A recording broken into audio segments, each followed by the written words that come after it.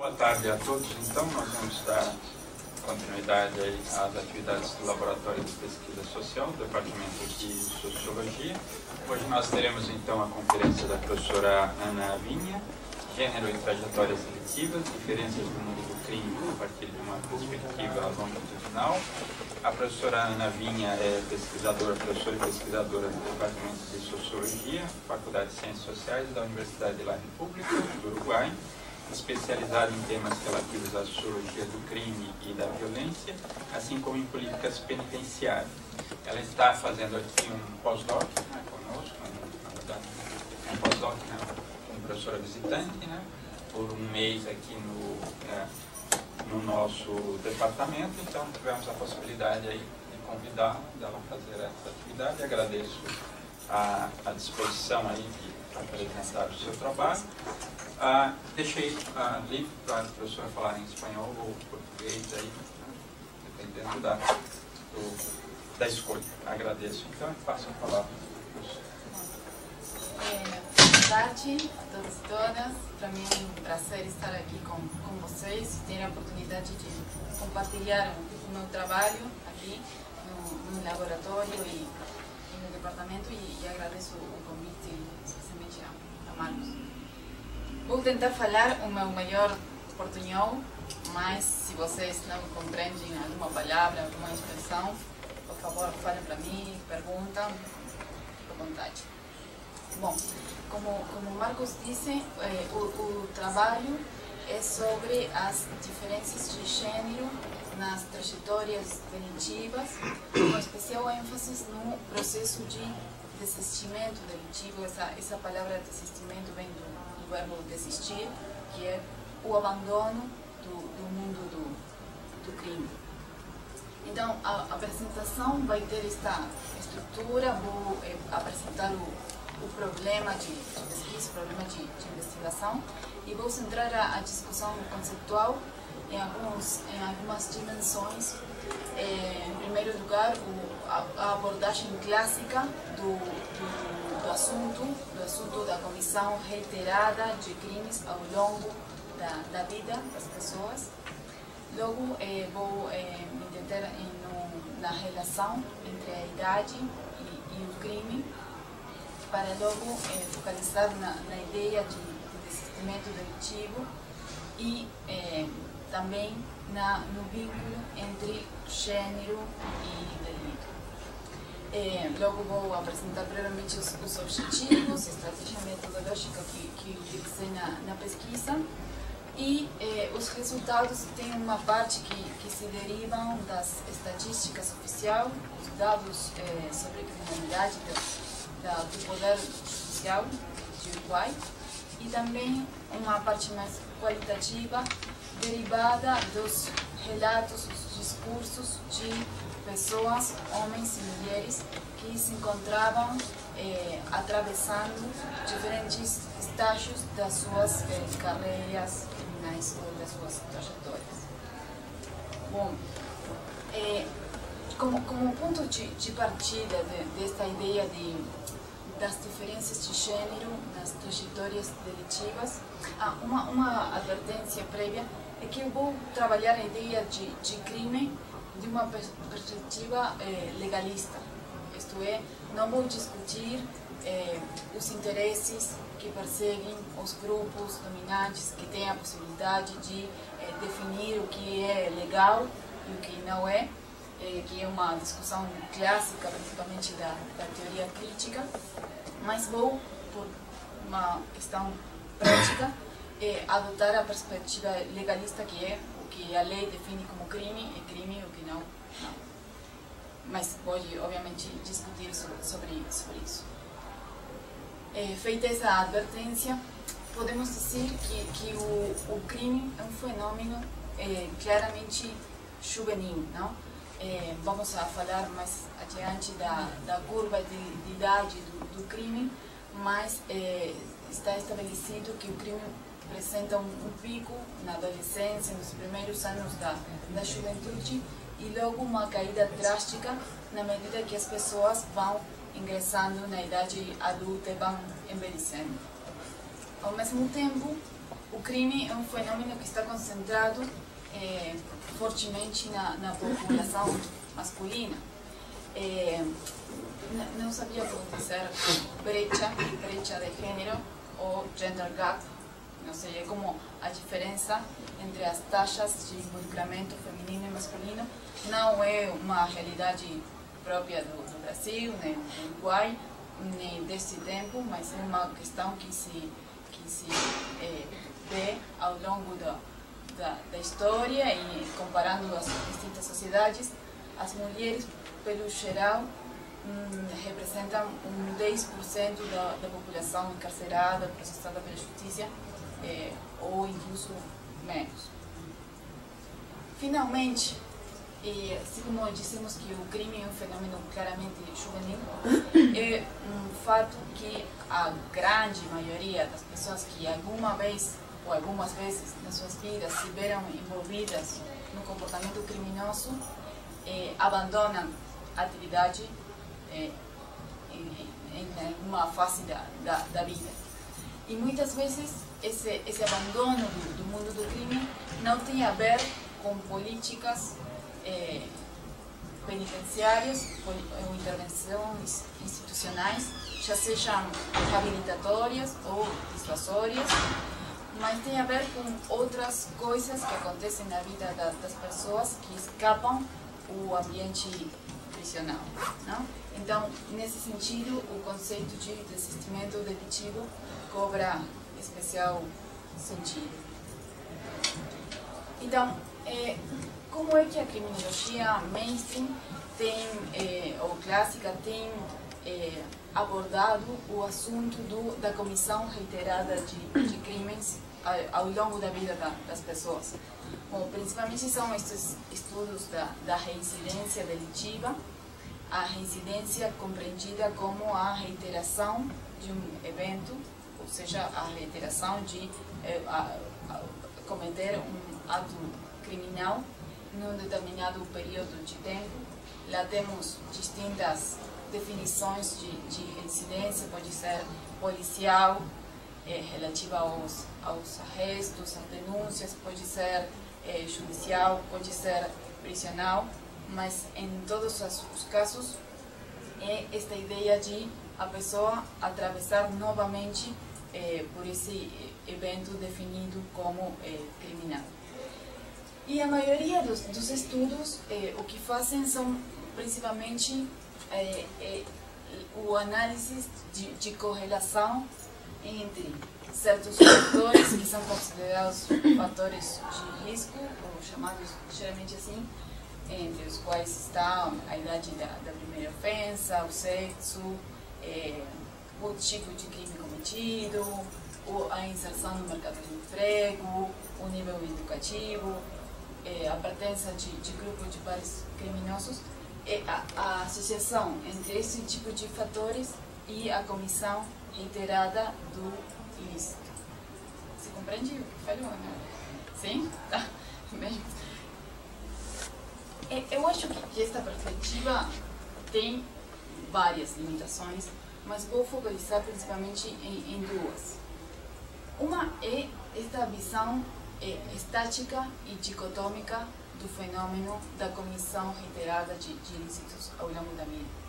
Por que é estática e dicotômica? Primeiramente porque faz uma distinção entre duas categorias, as pessoas residentes e as pessoas não residentes, e já vamos ver que, na verdade, existem zonas bastante cinzentas entre as duas possibilidades, e também uma visão estática porque se focaliza na reiteração de um evento e não está interessada num processo que subsume a possibilidade de cometer novamente um ilícito ou não. Então, está centrada no evento e não na questão processual. Ao mesmo tempo, estas teorias mainstream, como são a teoria da racionalidade, a teoria do controle social, a teoria da associação diferencial, incluso a teoria do endividamento, foram desenvolvidas e testadas principalmente em população masculina. ao menos ao início. Por quê? Porque justamente o fenômeno delitivo é um fenômeno masculino, então era habitual que se desenvolvesse esse tipo de teoria para explicar o comportamento dos homens. Mas isso não é tanto o problema, mas o problema é que elas pretendem ser gerais ou neutrais em termos de gênero, isto é, que podem ser aplicadas sem mais a todas as pessoas que cometem crimes, sejam eles homens ou mulheres, não? Então, uma tentativa para superar estas limitações poderiam ser incorporar a perspectiva de custo de vida, que focaliza na ideia de trajetórias e de transições, e, em particular, o conceito de desistimento, e também incorporar a perspectiva de gênero no estudo do crime, para ver se estes fatores atuam do mesmo modo quando se trata de uma população masculina ou uma população feminina. Então, focalizando agora nesta relação entre o crime e a idade. Já na década dos 80, Bloomstein, Cohen e Farrington, que são os autores, determinaram a existência desta curva de idade do crime que eles observaram em distintas sociedades e em distintos períodos históricos.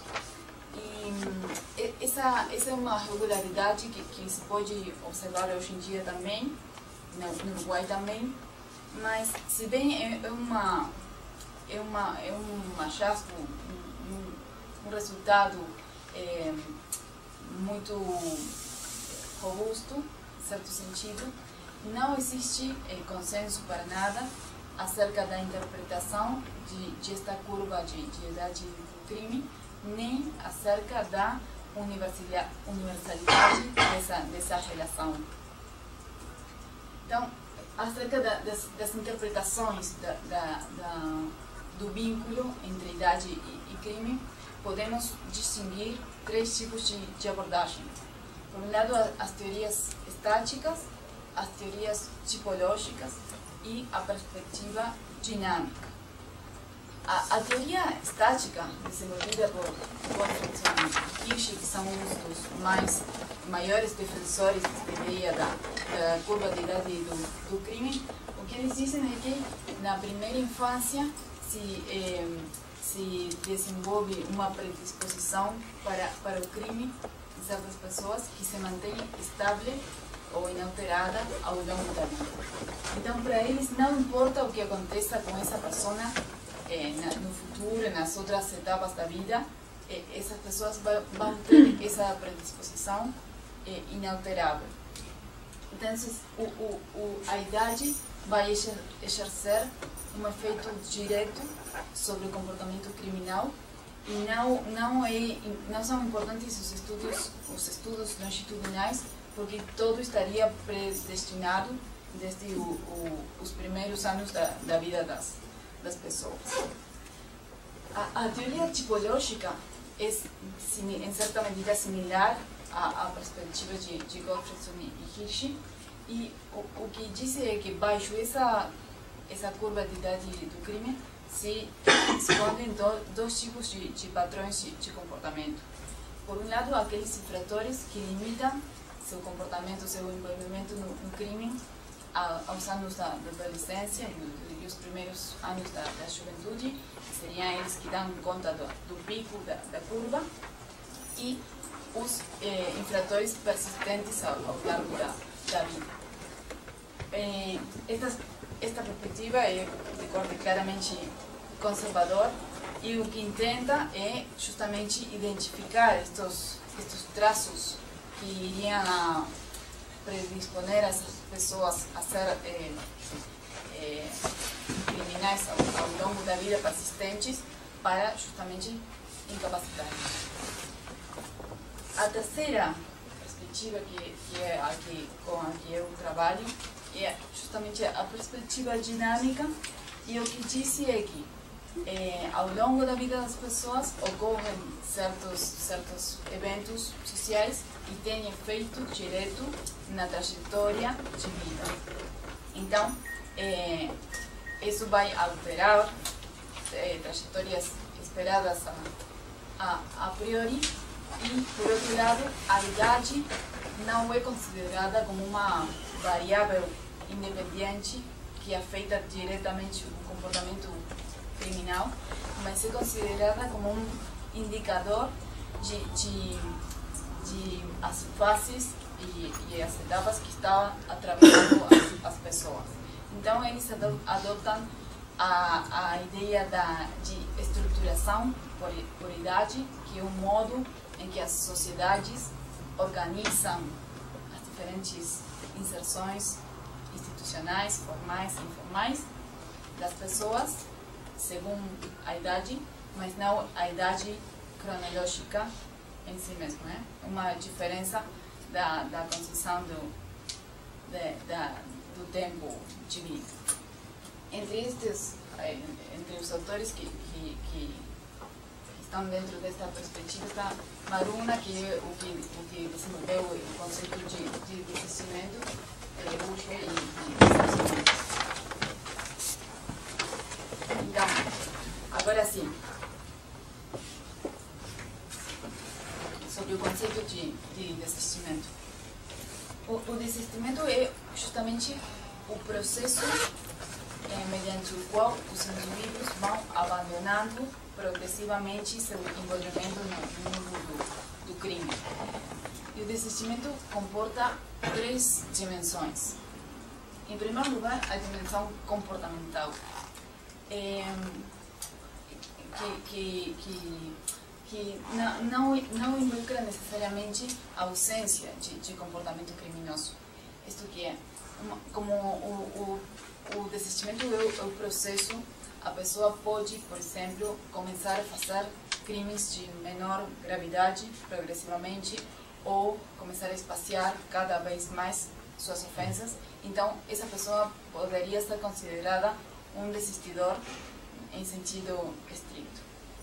Seria um reincidente, se vemos desse ponto de vista estático e dicotômico, mas no sentido processual, essa pessoa pode estar progressivamente abandonando o mundo do crime. Ao mesmo tempo, involucra uma dimensão cognitiva que tem a ver com uma consciência crescente acerca dos riscos associados à atividade, um desejo, uma sensação de cansaço desse estilo de vida e um desejo de abandoná-la. E a dimensão axiológica, que não há acordo acerca de se é necessária ou não. Maruna é um dos partidários de que é necessário que exista uma adopção de uma nova identidade, deixar atrás a identidade criminal e ressignificar o historial delitivo anterior. Então, que a pessoa possa fazer sentido dessa fase de sua vida e ressignificá-lo para abandonar essa atividade e essa identidade também. Bem, mas quais são os fatores que estão associados ao processo de desistimento? Por um lado, temos fatores objetivos que, não sei se existe essa expressão, pontos de viragem, existe pontos de inflexão, existe, seriam pontos de inflexão, que são eventos que sucedem na vida das pessoas, que oferecem oportunidades de apoio, também formas de supervisão, geralmente informal, estrutura e mudam as rotinas cotidianas e também dão oportunidade para câmbios, mudanças cognitivas. Estes pontos de inflexão que menciona Samson Leal são tipicamente ingressar no mercado de emprego, ter um emprego significativo, ter uma relação com um companheiro sentimental, casal, se diz? Casal? Pareja? Casal, ter um filho, a parentalidade, a maternidade, são pontos de inflexão nas trajetórias delictivas. Também a religião, começar a praticar uma religião, são consideradas como estes eventos que podem alterar uma trajetória. Por outro lado, Maruna, por exemplo, faz ênfase nos fatores subjetivos, e em particular nas narrativas. Ele vem da psicologia e entende que o modo em como nós organizamos a nossa memória, o modo em como nós elaboramos a nossa autobiografia, tem consequências reais a futuro sobre nosso comportamento. Então, ele focaliza nos diferentes estilos explicativos que temos todos, mas que tem as pessoas que estiveram involucradas no crime, para dar conta da sua história. E ele disse que se podem identificar diferentes estilos explicativos entre os ofensores ativos e os ofensores que estão desistindo do mundo do crime. Evidentemente, tanto Samson e Lau são conscientes da natureza dinâmica e subjetiva destes fatores objetivos, isto é, não é necessário, como, por exemplo, estar como um casal, mas é importante que a pessoa se sinta ligado fortemente, comprometido, etc., para que o casal possa exercer de ponto de inflexão. E, ao mesmo tempo, é óbvio que a possibilidade de construir uma narrativa está limitada pelas oportunidades estruturais nas quais se movem as pessoas, né?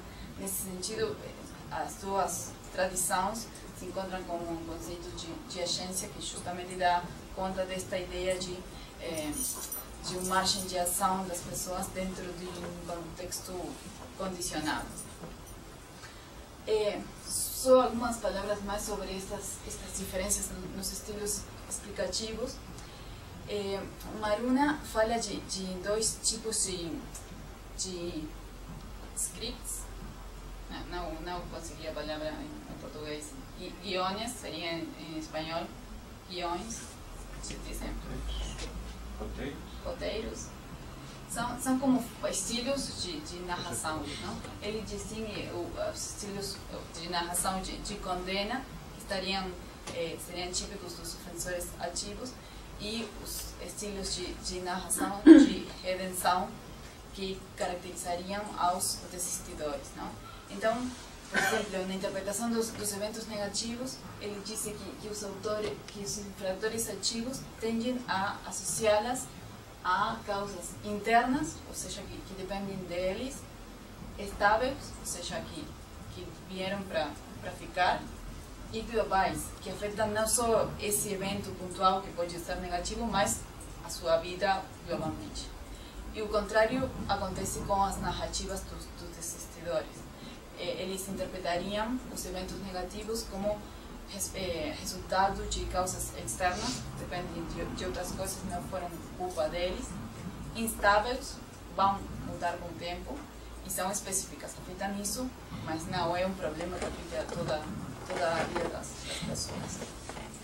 Nesse sentido, ele disse que os desistidores, que seriam essas pessoas que estão no processo de abandono do crime, são capazes, a diferença dos infratores ativos, de integrar esses, não fazer de conta que não existem, mas integrar os erros do passado, em particular o historial delitivo, e ter uma perspectiva generativa para o futuro. Isto é, por exemplo, considerar que esse involucramento serviu de algo para mudar de vida e fazer outra coisa a futuro. Se compreende? Sim? Qualquer coisa vocês me perguntam.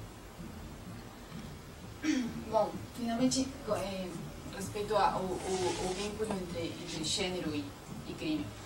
como já dissemos, a criminologia, o grande corpo da criminologia foi desenvolvido para explicar o comportamento masculino, principalmente, e desde a década dos 70 começou a se desenvolver a criminologia feminista, que é difícil falar de criminologia feminista porque dentro dela tem muitas correntes distintas, mas elas estão todas juntas no questionamento do androcentrismo criminológico, isto é, esse centro no comportamento masculino e essa pretensão de fazer passar o masculino pelo geral, não?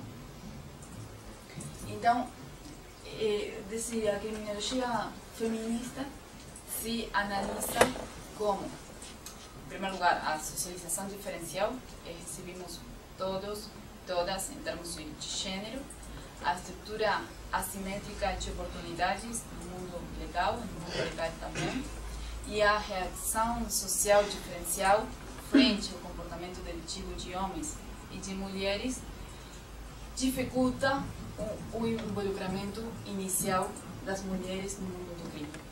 Todas estas coisas estariam condicionando essa brecha de gênero, esse gender gap que existe e que faz que o comportamento criminoso seja principalmente o comportamento masculino. Ao mesmo tempo, temos mulheres que, de todos os modos, se involucram no crime. Mas dentro do ambiente criminal, contrariamente ao que uma pessoa pode pensar que existiria essa ruptura com os papéis tradicionais em termos de gênero, existe uma visão muito tradicional dos papéis de gênero, uma imagem estereotipada da mulher que identifica como menos hábil para o crime também, menos confiável. Então, isso marca uma estrutura desigual de oportunidades também no mundo do crime. E, geralmente, as mulheres, quando participam de grupos criminais, são assignadas a tarefas de menor prestígio e com menores recompensas. O caso típico disso é a cadeia do tráfico de drogas, onde as mulheres ocupam geralmente os postos de mulas, não sei se é assim em português, de mulas ou microtráfico de droga, venda nas suas casas, enquanto se continuam cumprindo com as tarefas domésticas, não? Então, tudo isso dificulta a persistência ou a permanência de mulheres dentro do mundo do crime, incluso daquelas que romperam a primeira barreira e se envolveram em algum momento na atividade.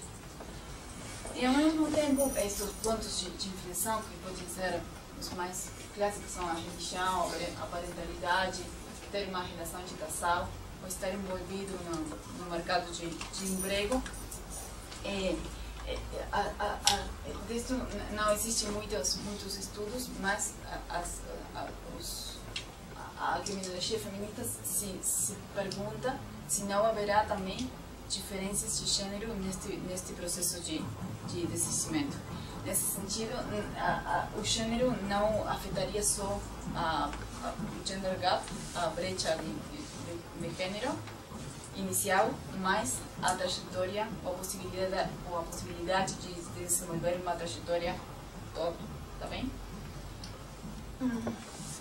Nós dissemos previamente que, se bem essa curva de idade do crime era conhecida como uma regularidade empírica, não tínhamos consenso nem sobre as interpretações, nem sobre a universalidade da relação. Em particular, podemos prestar atenção às diferenças que podem haver respeito ao tipo de crime, não? Sabemos que os jovens, a juventude está sobre-representada nos crimes que são menos sofisticados e onde se valora principalmente, já seja a força física ou a possibilidade de mobilidade, mas em outro tipo de crimes mais sofisticados, onde se precisam contatos ou habilidades mais finas, é possível que não seja tão juvenil, mas sejam outras classes etárias as que se encontram envolvidas nesse tipo de delito. Além disso, temos todo o tema da seletividade das instituições de controle social, principalmente da polícia, da justiça, também das prisões, que focalizam seu acionar sobre grupos de pessoas específicos, principalmente em termos de classe, em termos de idade também, né? Então, por exemplo, podemos observar diferenças da captação das estatísticas oficiais, claramente em delitos simples, como é o furto, por exemplo, com outros mais complexos, como é, por exemplo, o crime de colarinho branco, se diz, sim?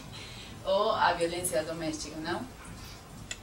E também, em termos de gênero, já falamos um pouco, mas sabemos que temos diferenças significativas entre homens e mulheres, não só nas taxas de envolvimento, mas também no tipo e a natureza das infrações cometidas por uns e por outras.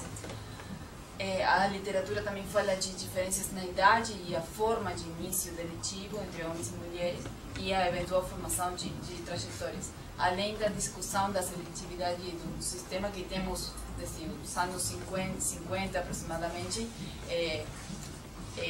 hipóteses sobre o tratamento diferencial de homens e mulheres, principalmente pela polícia e pelo sistema de justiça. Tudo isso pode estar fazendo que esta relação não seja tão universal como aparece quando observamos os dados de modo agregado. Então, brevemente, o objetivo da investigação era dar conta da relação diferencial entre homens e mulheres com o mundo do crime, analisando como essas diferenças afetam o eventual desenvolvimento de uma carreira criminosa e quais são as características da mesma.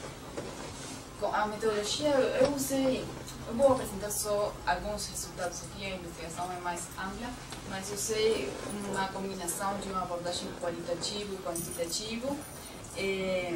A fonte de dados quantitativa é a base do Poder Judicial de Uruguai, onde temos todos os processos, se chama? Processos, todos os processos do país entre o ano 1985 e o ano 2008. Isto é uma base muito interessante porque tem todos os casos, mas obviamente foi construída com interesse administrativo e não científico, então tem poucas variáveis para trabalhar. E logo uma análise qualitativa que fizemos no grupo de pesquisa onde eu trabalho lá no Uruguai, 96 entrevistas em profundidade com pessoas de ambos sexos que estavam envolvidas em diferentes etapas da trajetória. Alguns deles estavam em plena atividade, outros tinham abandonado a atividade criminal. Então, brevemente, aqui apresento a evolução dos processos entre o ano 85 e o 2008 por sexo, não? Então, aqui vemos duas coisas principalmente. Uma é a tendência crescente, cada vez temos mais pessoas processadas no país. Somente lá no ano 2005, que foi quando assumiu o primeiro governo de esquerda, que fez uma lei de humanização do sistema carcerário, tentando descongestionar, porque tínhamos problemas muito importantes de superpopulação, mas isso foi uma questão bem pontual e logo se retomou a mesma tendência anterior. E a outra coisa que se vê claramente é essa brecha de gênero da qual falávamos, que as mulheres não passam de 7 ou 8% da população em nenhum momento, mesmo quando o crescimento de processadas é ainda maior do crescimento ocorrido nos homens. eu acho que no Brasil deve ser uma situação similar. E esta é a taxa de processos por idade. Isto é a justiça de maiores, então começa aos 18 anos, e vemos que, na verdade, a curva de idade é bastante similar, apresentada por a teoria, com pico nos 18 anos e essa caída rápida entre os 25 e 28 anos. Não, então, a atividade praticamente desaparece na idade adulta. Então, esta é verdade, é a curva de idade do crime no Uruguai, não? E é muito similar ao que estabelece a teoria. Mas eu me perguntava, é a mesma curva de idade de homens e de mulheres? Então, se eu superponia as duas taxas, iam ser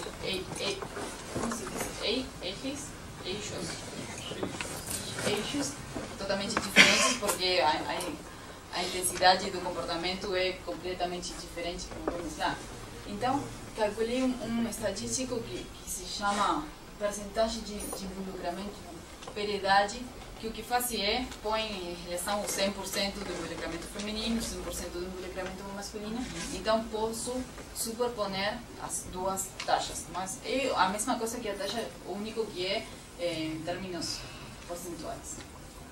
Então, lá na linha vermelha são os homens e a linha azul são as mulheres, não? Então, o que vemos lá é que essa famosa curva de idade do crime é a curva de idade do crime dos homens. No caso das mulheres, o comportamento ao longo da vida é bastante diferente. O pico não é nos 18 anos, mas é aproximadamente nos 21. E a caída é muito mais gradual do que no caso dos homens. Está claro? Se vê lá? Bem, eu me perguntava também o que acontece com diferentes tipos de crime. Tem todos os tipos de crime essa curva de idade que diz a teoria? Bom, então aqui eu fiz uma grande categorização entre três tipos de crime: contra as pessoas, contra a propriedade e os vinculados a drogas. E vemos a linha vermelha é os crimes contra a propriedade, que essa famosa curva de idade do crime responde não só à curva de idade dos homens, mas à curva de idade dos delitos contra a propriedade, principalmente furto e roubo.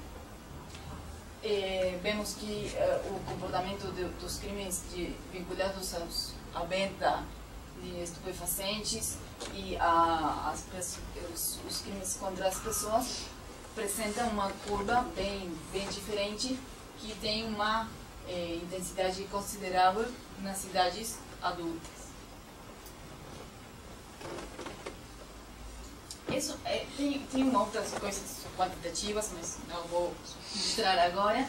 Mas queria me deter um pouquinho nas diferenças de gênero, nas trajetórias, a partir destas pessoas que entrevistamos, não?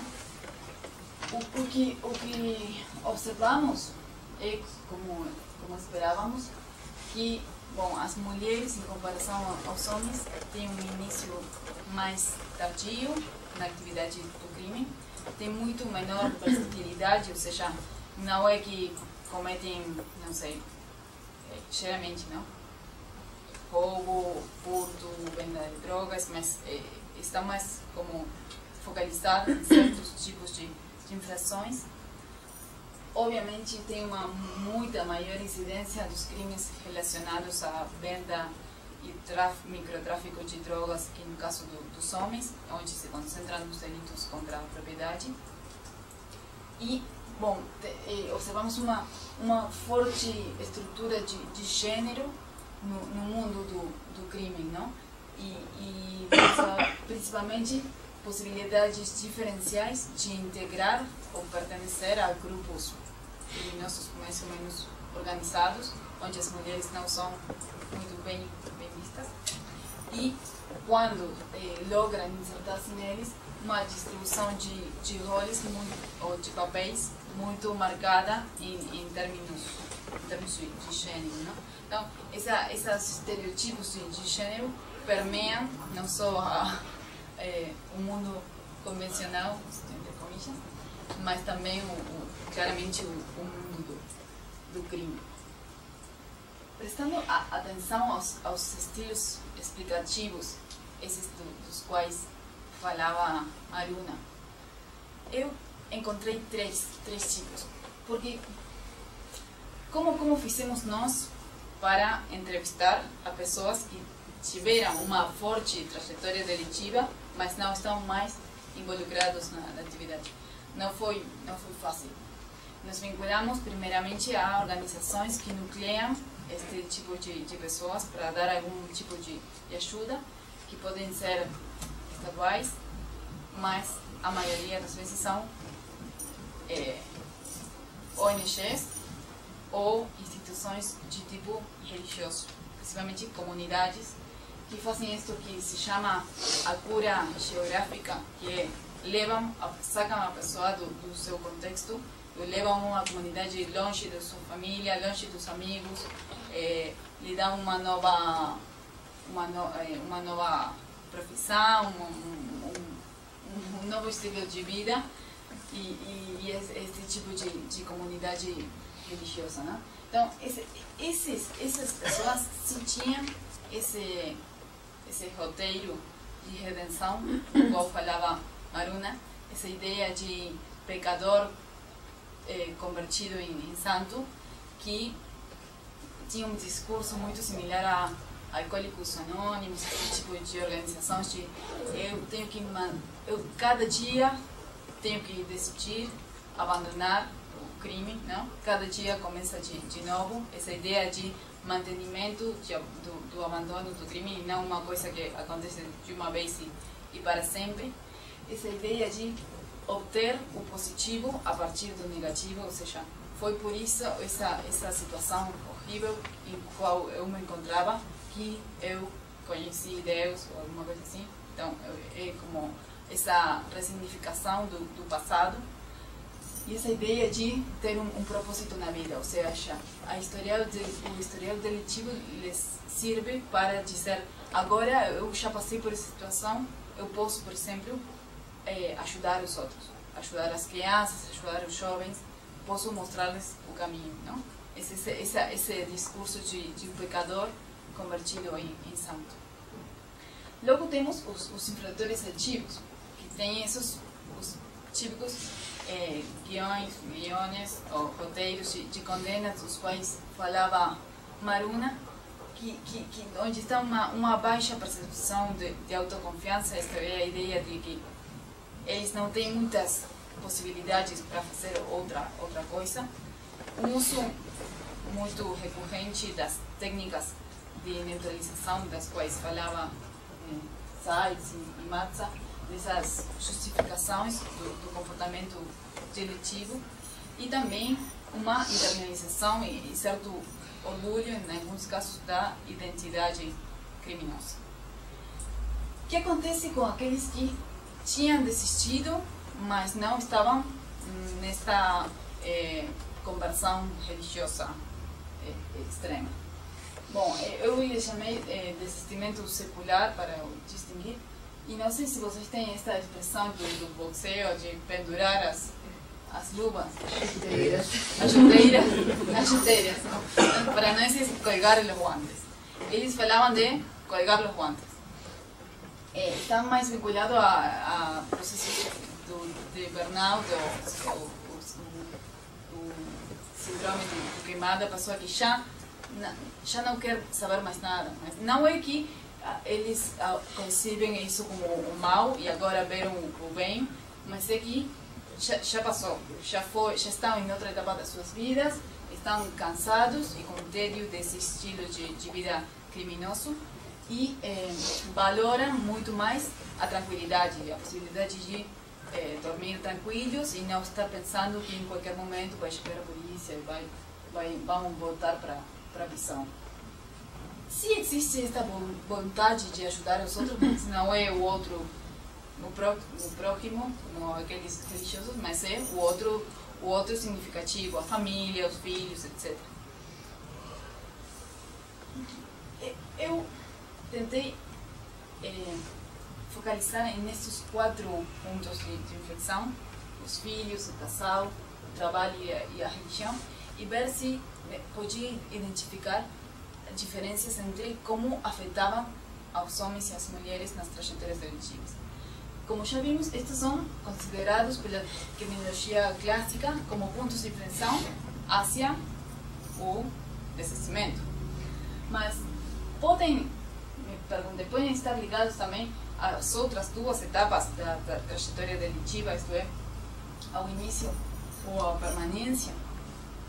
Então, claro, toda esta teoria com a qual estou trabalhando está desenvolvida no primeiro mundo, que a situação é bastante diferente da nossa, mas os filhos, a parentalidade, convertir-se em mães ou pais, muitas vezes era destacada pelas pessoas entrevistadas como um fator que desencadenou o início da trajetória delitiva, principalmente devido às pressões econômicas. Outra coisa interessante é as flechas, como se diz? Flechas têm distintas cores. O verde, como todos, não achei diferenças de gênero. A amarela é para as mulheres e a azul é para os homens.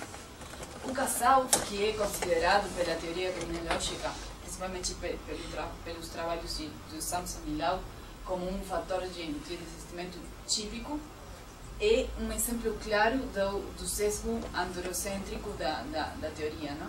Porque é androcêntrico e heterocêntrico também, porque sempre consideram o casal como a mulher convencional, a mulher que vai tirar o homem do mundo do crime.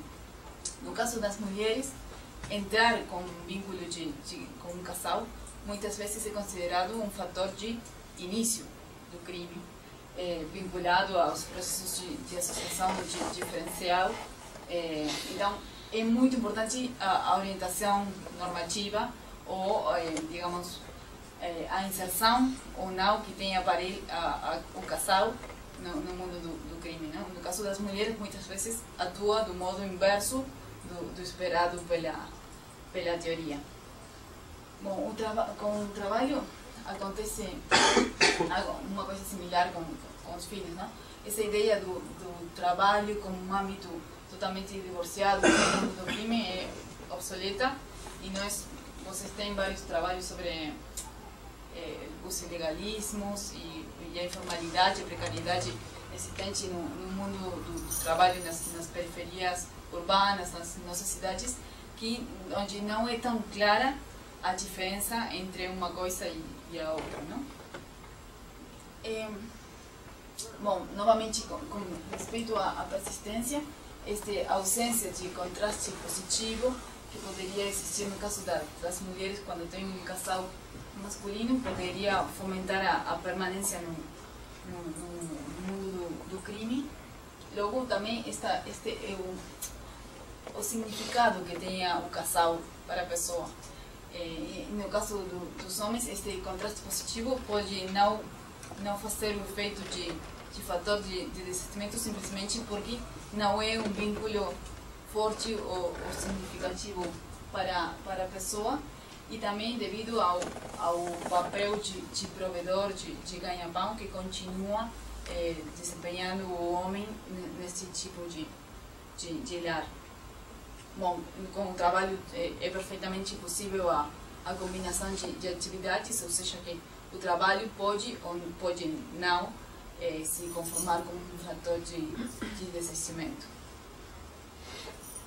No caso das mulheres, além de tudo isto, achamos a concorrência, competência entre fatores, principalmente entre filhos e casal com o trabalho. Muitas vezes essas mulheres, quando se converteram em mães, deveram abandonar o trabalho para cuidar aos filhos, ou muitas vezes quando ingressam num casal, um homem les pede ou as obriga a deixar de trabalhar, né? Então, em vez de existir certa reforço entre fatores. Muitas vezes, no caso das mulheres, eles atuam concorrendo. Bom, os filhos, principalmente no caso das mulheres, sim, podem atuar também como fatores de desistimiento, principalmente pelo apego sentimental e pela maior consciência dos riscos da atividade deletiva, principalmente o risco de ir à prisão. No caso dos homens é interessante porque os filhos também aparecem nos discursos como eventuais fatores de desistimento, mas geralmente quando eles continuam em casal com a mãe desses filhos, não? Quando o vínculo do casal desaparece, os filhos raramente aparecem como fatores de desistimento. E no caso do casal e nas mulheres, interessante esta ideia de hibernação, que tem toda esta teoria de desistimento que tenta romper com essa concepção dicotômica de reincidente e não reincidente, e ver que na verdade existem períodos em que a pessoa deixa a atividade, mas logo pode voltar, não é uma distinção definitiva e para sempre, não? Então muitas vezes existem arranjos, não sei, entre os casais, onde quando os dois se dedicam à atividade criminal e eles estão em casal, o homem pede a mulher para ficar na casa e se encargar das tarefas domésticas enquanto ele continua com a atividade, e isso acontece assim até que o homem, por exemplo, vai à prisão. Então é a mulher a que assume o papel de ganha-pão novamente, não? Então seria como um desistimento mais ligado a um processo de hibernação que uma questão mais de longa duração. Bom, claramente no caso dos homens o casal aparece como um fator de desistimento quando existe um forte vínculo, a mulher não está involucrada no mundo do crime, então supervisa o homem, estabelece rotinas mais claras e afasta a pessoa principalmente do grupo de pares. Uma questão similar acontece com o trabalho, não só para os homens, mas também para as mulheres. Aqui, obviamente, também está a questão da geração de renda por meios lícitos e a satisfação, ou seja, é muito importante não só ter um trabalho, mas ter um trabalho que signifique algo para a pessoa, que gere autossatisfação e não só uma questão de geração de renda por meios lícitos, não? E bom, obviamente a religião e mais este tipo de comunidades que nós estudamos é como a resposta mais holística, porque eles atacam todos os frentes, desde a questão identitária, a questão do sustento material, o consumo de drogas, o afastamento dos pares delitivos. Mas claro, o que observamos lá é que é uma solução de durável duração, porque as pessoas têm medo, literalmente têm medo de voltar à vida fora da instituição, não é? Como uma prisão voluntária no mesmo sentido. As pessoas sabem que se eles voltam para a rua, voltam para seus bairros, não sabem o que farão no futuro. Então, já sintetizando, algumas ideias.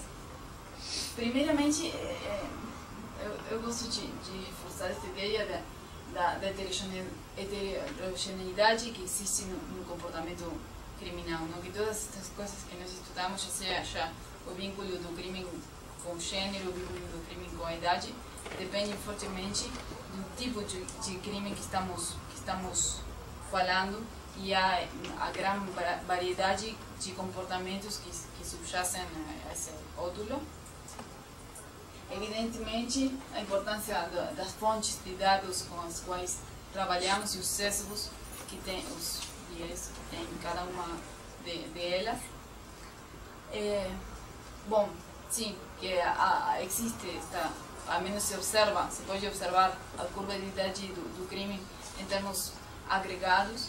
mas que existe uma vasta gama de distribuições subjacentes a essa curva. Então é interessante analisar pormenorizadamente as diferentes situações.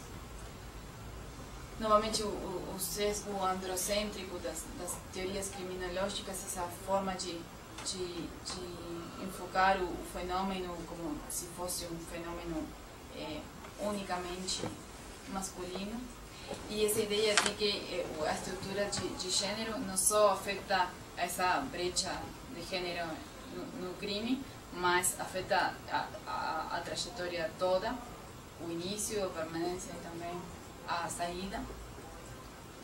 Bom, a diversidade que existem desses pontos de inflexão e a influência diferencial que fazem em homens e mulheres, e a relevância das mudanças a nível subjetivo também, a importância que as pessoas assignam a esses fatores objetivos, que podem ser, por exemplo, convertir-se em mãe ou pai, mas como as pessoas significam esse fato.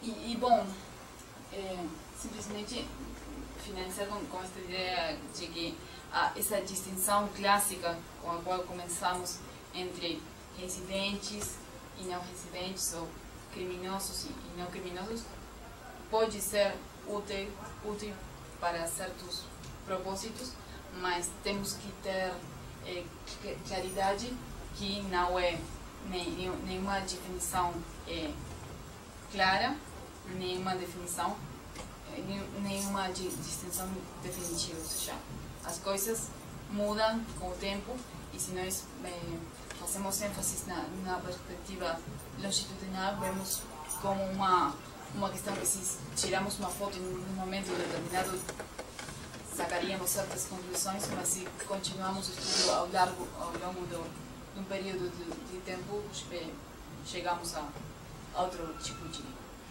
conclusões. Então, era isso simplesmente. Obrigada.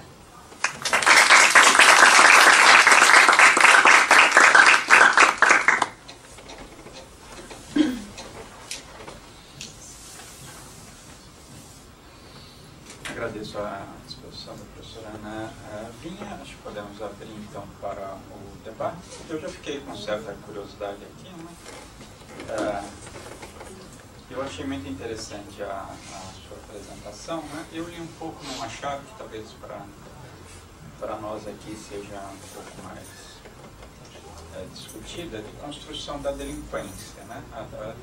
Via teorias da repopulação, Foucault e outros, há muita essa ideia de construção da delinquência enquanto meio estável, homogêneo e etc. E eu achei interessante a entrada do seu trabalho, porque de alguma forma há uma certa desconstrução dessa ideia, né? Ou seja, há mais porosidade, né? Há todo um caminho que eu pensei um pouco, é que a entrada e a saída no mundo do crime não é tão simples, né? Então você está mostrando diversos desses aspectos que vão mostrar vias mais tortuosas de entrada e saída do mundo do crime.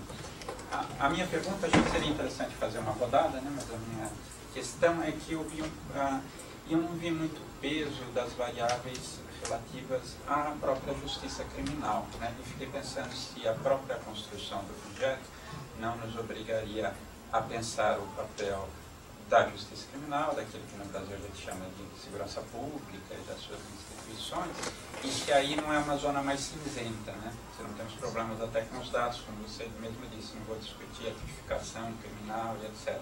Mas a verdade é que as pessoas estão entrando ou saindo no mundo do crime bem antes dos processos, né? Bem antes de serem condenadas ou não, né? Então, se um pouco a sua abordagem não nos obrigaria também a ver esse papel múltiplo das instituições, né? E a lei também como processo, né? Fiquei pensando um pouco isso, né? Também, então, você estar fora ou dentro da lei também não é estar fora ou dentro. São longos processos, né?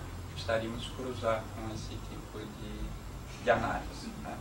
Mas acho que poderíamos juntar várias questões, né? Então, abrindo para os público. Boa noite. Quando você apresentou, havia diferenças de gênero e por tipo de crime das curvas. Sim. Depois você apresentou os fatores responsáveis pela infecção. Sim. Nessa apresentação foram dos dados agregados, dividido por gênero, mas não por tipo de crime. Haveria diferença se você apresentasse os pontos de infecção por tipo de crime?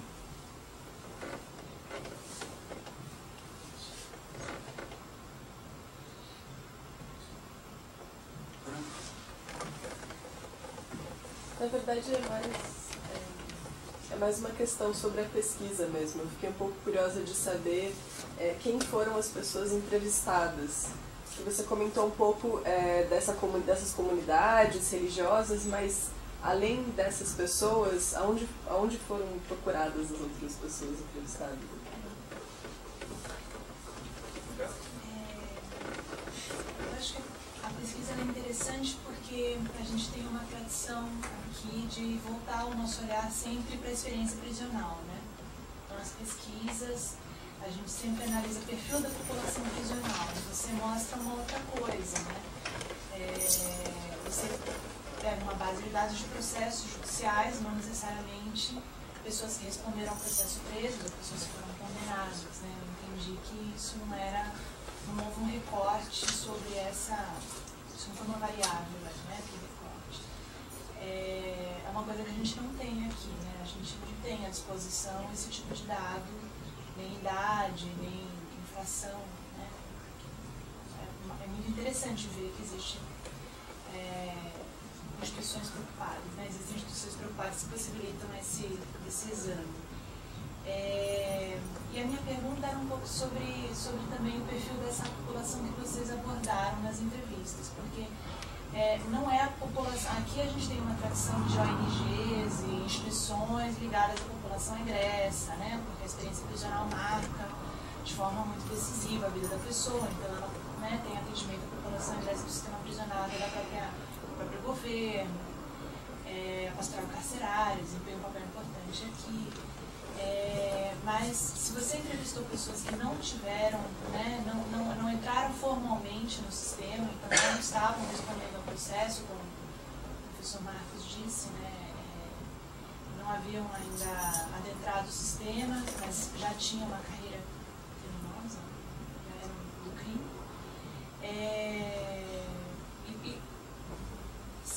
Se haveria diferenças, né, na percepção que as pessoas têm da vida delas, uma vez que elas estão inseridas formalmente nesse sistema, que elas foram cooptadas formalmente pelo sistema de justiça criminal, e das pessoas que não foram, né? Se existe uma diferença nas percepções.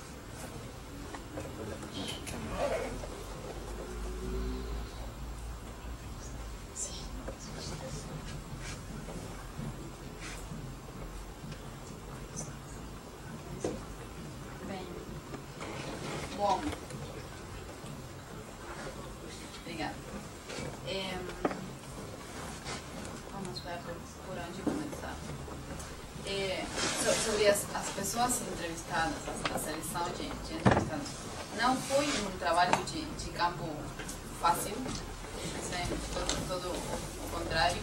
Nós recorrimos a entrevistar a pessoas que estavam dentro do sistema, dentro das prisões, que consideravam que estavam insertas no mundo do crime, e entrevistamos a muitas pessoas lá dentro mesmo das prisões. E logo tínhamos feito, por exemplo, uma pesquisa anterior sobre uma prisão em particular, e lá pudimos obter os dados das pessoas que tinham egressado dessa prisão. Então, contatamos eles, muitos deles acederam a responder a entrevista. E logo o modo foi justamente este tipo de instituições que estão abocadas a trabalhar com as pessoas que egressam do sistema carcerário.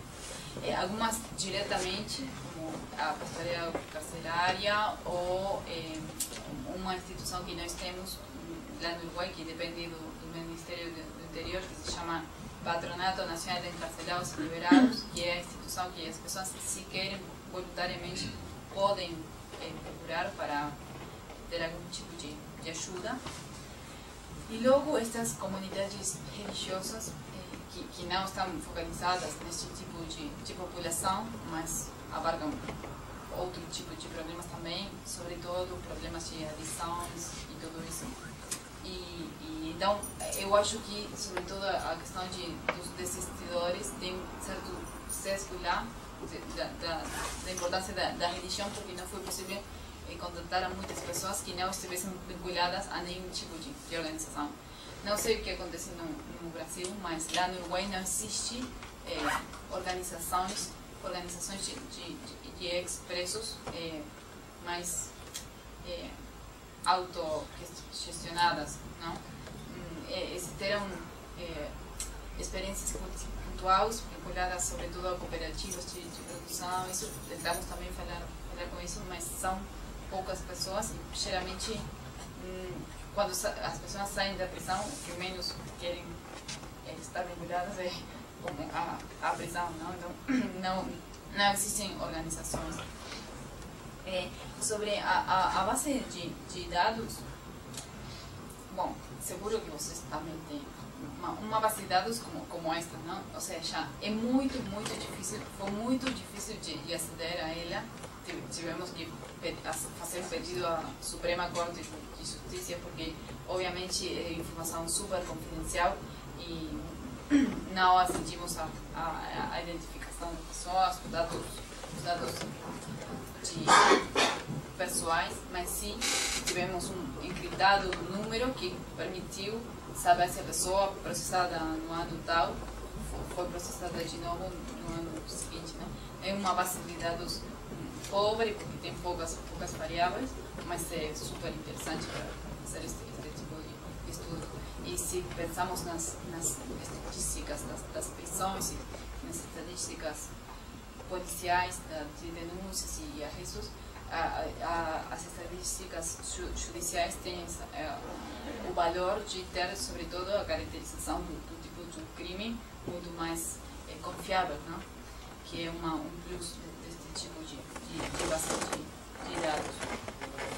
Com respeito à tua pergunta sobre a percepção, bom, esse é um tema super interessante, não? Porque isto que falamos dos câmbios ou as mudanças a nível subjetivo e que não tem a ver com a experiência de prisão diretamente, não se podem caracterizar como respostas dissuasórias ou reabilitatórias, mas evidentemente a experiência de ter atravessado a prisão deixa marcas que vão ficar para toda a vida e é impossível pensar em como estes outros fatores que acontecem no futuro na vida das pessoas não tem nada a ver com essa experiência prévia, não? Então, os estudos que tentam distinguir o efeito da prisão e o efeito de outras coisas que acontecem por fora da instituição na vida das pessoas, acho que são muito interessantes e uma rama uma linha de estudo bem interessante. Nesse sentido, essa definição legalista do crime da qual eu parti se for deformando, em certa medida, com o processo de pesquisa, porque, sobretudo, estas pessoas que contratamos mediante as ONGs ou estas organizações religiosas, muitas delas, ou algumas delas, não foram etiquetadas formalmente pelas instituições, mas elas se reconheciam como ex-criminosos, não? Então, está essa mistura, não? Dessa etiqueta formal e a etiqueta que as pessoas põem, por mais que não sejam identificados como criminosos pela justiça. E nesse sentido, eu acho que emulando essa distinção entre a desviação primária e a desviação secundária, não? Que é quando a pessoa já foi etiquetada como delinquente e assume essa identidade. Também Maruna fala do desistimento primário e o desistimento secundário. E a importância que tem também a etiqueta de ex-ofensor ou de desistidor, para que a pessoa logre deixar atrás esse mundo de vida e se logre identificar como pai ou como trabalhador. Não? Então, os rituais e as cerimônias de etiquetamento da pessoa com outra identidade que não seja um ex-preso, não? Um ex-delinquente. E sim, com respeito a pergunta de... Bom, eu não fiz essa análise, então não poderia te dar uma resposta certeira, mas está claro que cada tipo de crime tem a sua própria dinâmica. Por exemplo, o caso das mulheres, muitas delas avós, se diz? Avós? Ou pessoas maiores que nunca tiveram nada a ver com o crime e começam numa idade avançada a vender pequenas doses de droga na sua casa. Evidentemente é completamente distinto a dinâmica, o processo de início, o processo de permanência e o processo de desistimento, que o que acontece com uma pessoa que se dedica ao furto ou ao roubo, não? Então, não foi esse análise, mas seria muito interessante a fazer, a replicar essa importância dos fatores de desistimento segundo tipo de crime. Sim. E bom, logo esta ideia da construção do crime e a atuação da justiça e do sistema de controle social formal, né? Eu acho que por motivos práticos às vezes temos que tomar certas decisões, mas o que eu gosto desta perspectiva é que mesmo utilizando dados duros e sem estar questionando todo o tempo a origem do fenômeno do crime, não é positivista no sentido de dizer, bom, estas são as causas, esta é a explicação e este é o fenômeno e nada mais, não? Ou seja, dá a possibilidade de visibilizar essas zonas cinzentas entre uma coisa e outra, mas eu acho que sim, que é outro lado da moneda que é imprescindível para compreender o fenômeno de modo não simplista. Sim.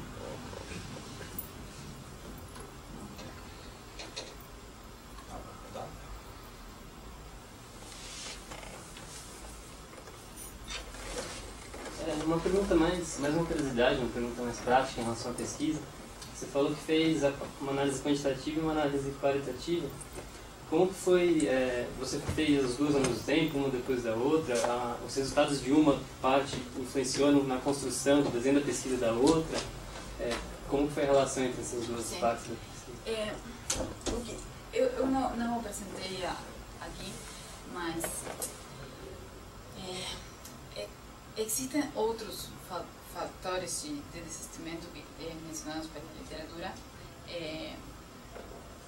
que não, por exemplo, a pertença a grupos militares ou coisas assim. Em realidade, eu tomei as variáveis que tinha na base de dados, eu fiz uma análise de regressão logística para analisar a incidência destes fatores e também analisar as diferenças de gênero no efeito desses fatores. Por exemplo, se o nível educativo, qual era o vínculo com a incidência e se esse vínculo era similar ou distinto no caso de homens que de mulheres mediante interações na fórmula das equações da regressão.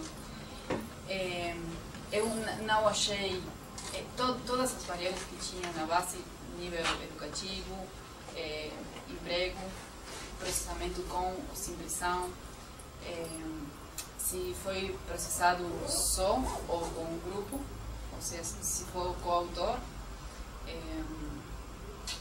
com o sexo, a idade do primeiro processamento, tudo isso forma parte do modelo de regressão logística, e não encontrei diferenças de gênero quando eu explorei as interações entre esses fatores, mas elas sim aparecem nos relatos, não na parte qualitativa. Eu penso que os dados, por exemplo, sobretudo os dados relativos a emprego e a nível educativo são bastante ruins, não foram, as categorias não são muito finas, é como uma questão mais administrativa e muitas vezes as categorias se superpõem, isso então foi uma questão um pouco artesanal, mas sim, tentei.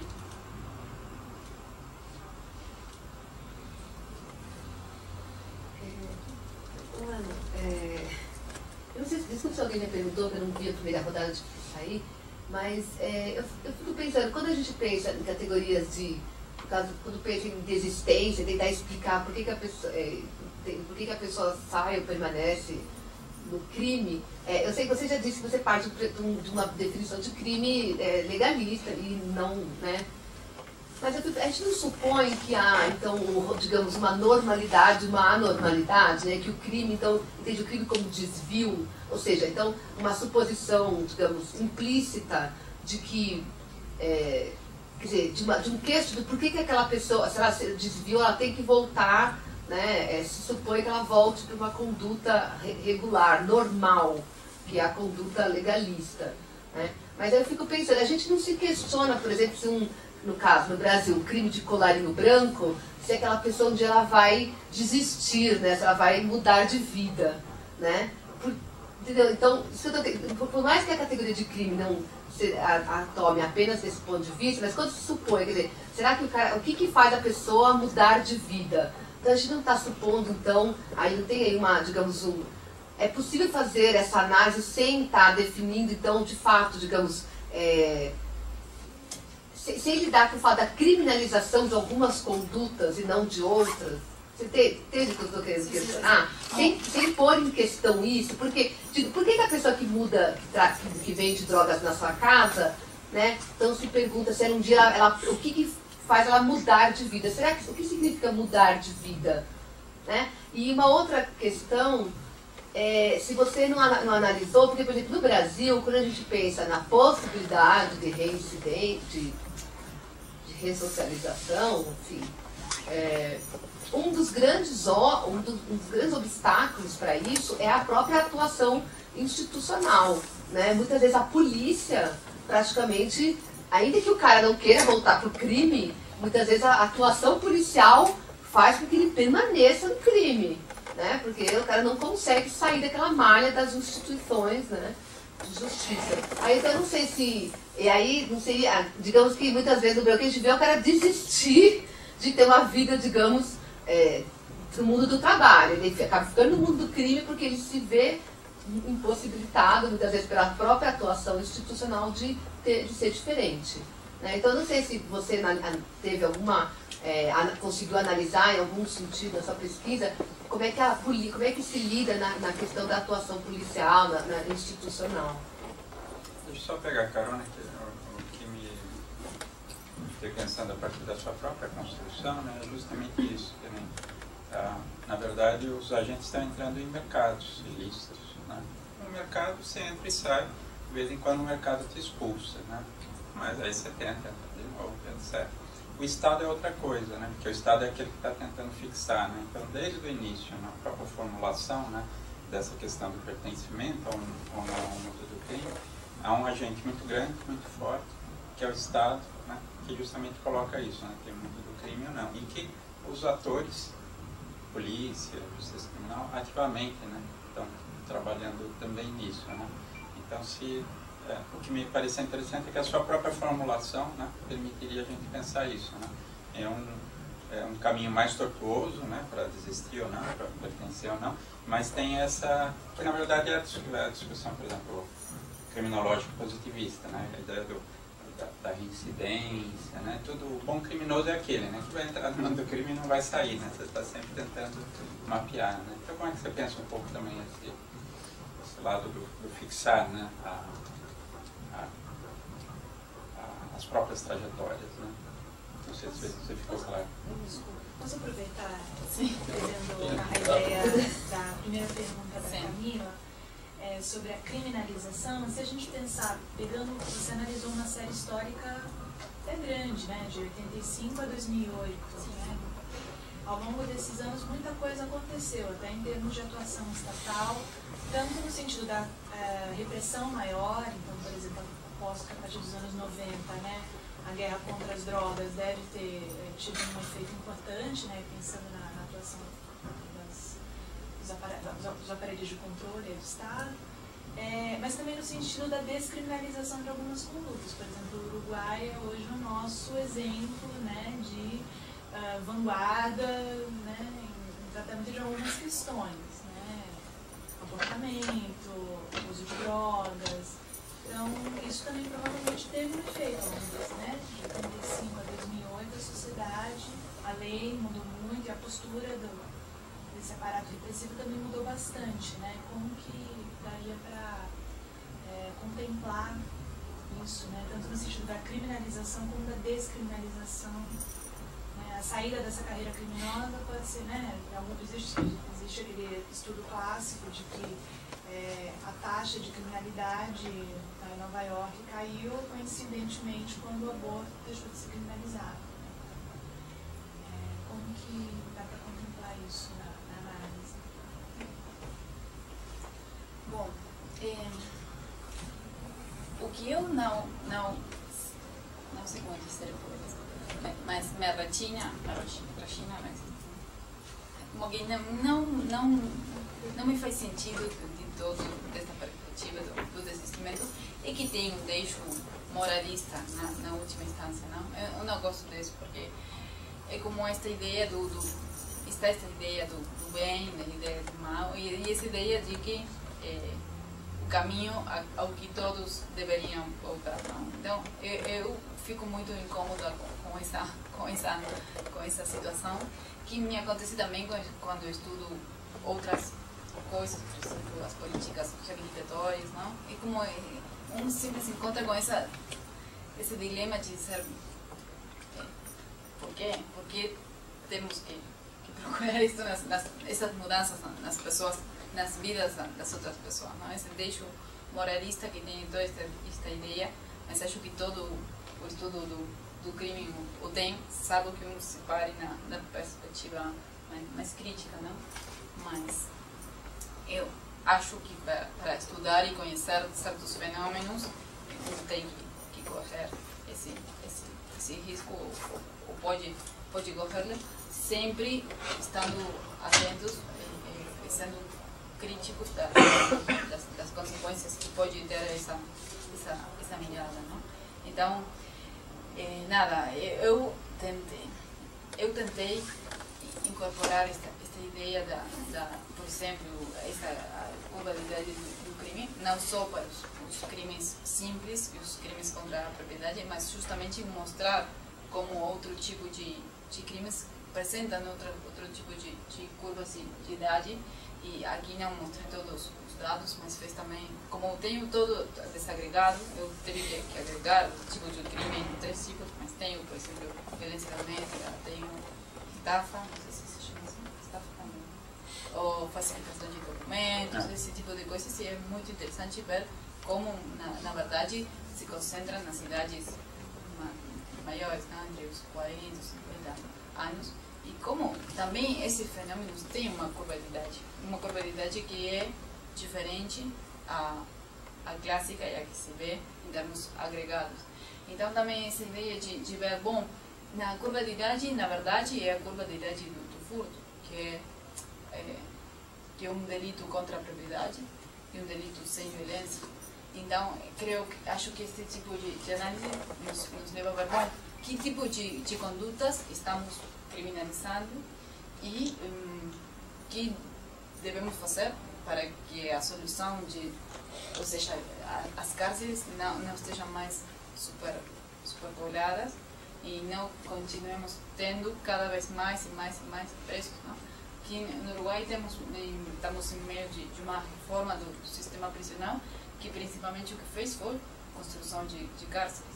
Então, baixamos os níveis de hacinamento, mas temos cada vez mais processados. Então, o problema não se soluciona. E os processados são processados principalmente por furto. Então, acho que este tipo de análise serve para questionar justamente o tipo de comportamento que estamos tratando com uma pena privativa de liberdade ou uma pena não privativa. Mas no Uruguai as medidas alternativas quase não são utilizadas. Quase todos os crimes são pagados com cadeia. O que tem aqui?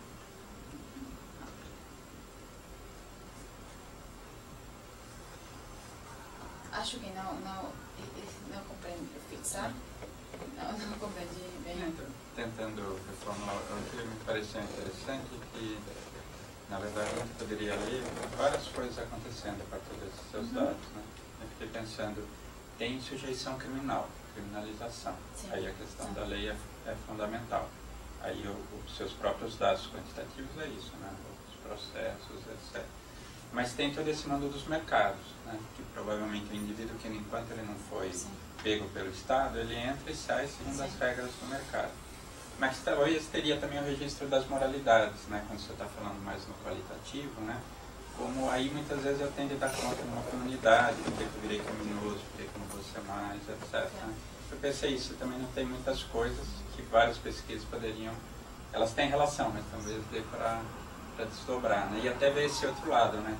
O desistimento de quem não chegou a ser condenado é uma coisa, né? Aí talvez seja muito mais mercado, né? Aquele que já entrou, aí tem, porque nem no Brasil os vários estudos mostram isso, né? Se a sujeição criminal está presente, né? Você não volta porque tem PCC, tem a polícia no seu pé, tem a justiça, né? Perseguindo a reincidência, tem a criminologia falando, olha o perfil do reincidente, né? Sim. Então aí você já está amarrado de outro modo, né? Eu fiquei pensando um pouco isso, como a gente não teria uma brecha aqui para pensar de forma muito mais complexa, né? Entradas e saídas no mundo do crime. Sim, por suposto. Eu acho que sim, que toda a questão da resposta, da construção do crime e a resposta social ante certos fenômenos é a outra cara da moeda, tem que ser analisada também e obviamente condiciona este tipo de trajetórias e as transições que se podem dar.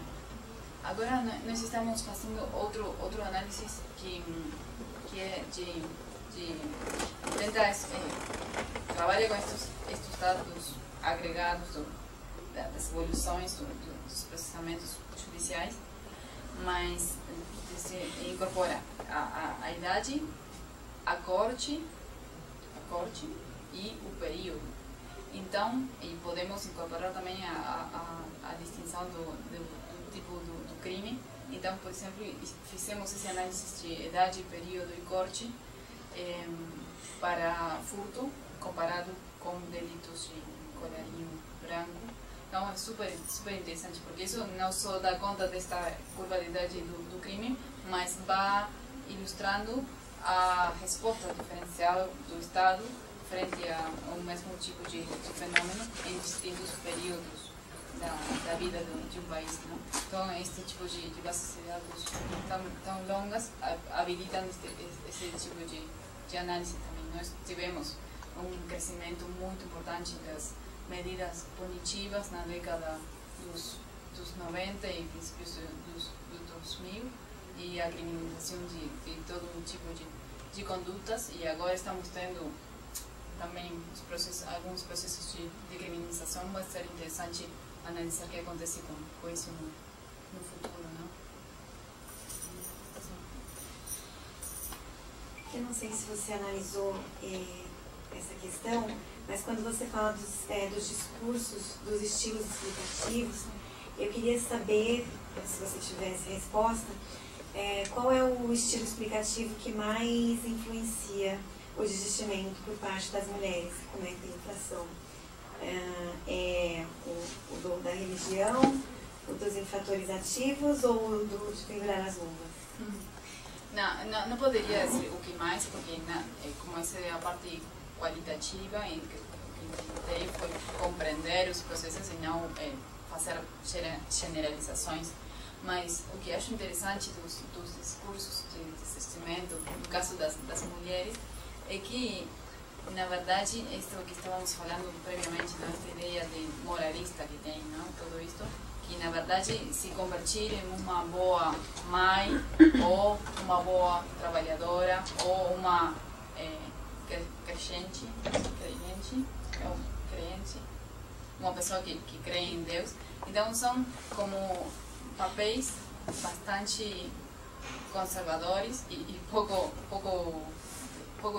liberadores, não, nesse sentido. Então é como essa volta a uma identidade muito importante em termos de roles, de papéis tradicionais em termos de gênero. Não é uma questão de uma identidade liberadora, mas todo o contrário. Não? Isso é o que eu achei dos discursos do desistimento feminino. Não sei se você compreendeu. Sim. Acho que podemos então finalizar. Agradeço a presença de todos. Temos a lista aqui, se alguém mais tem os nossos alunos. Uma chance. Agradeço a todos então, e a professora pela exposição muito interessante. Obrigado. Não, obrigada a você.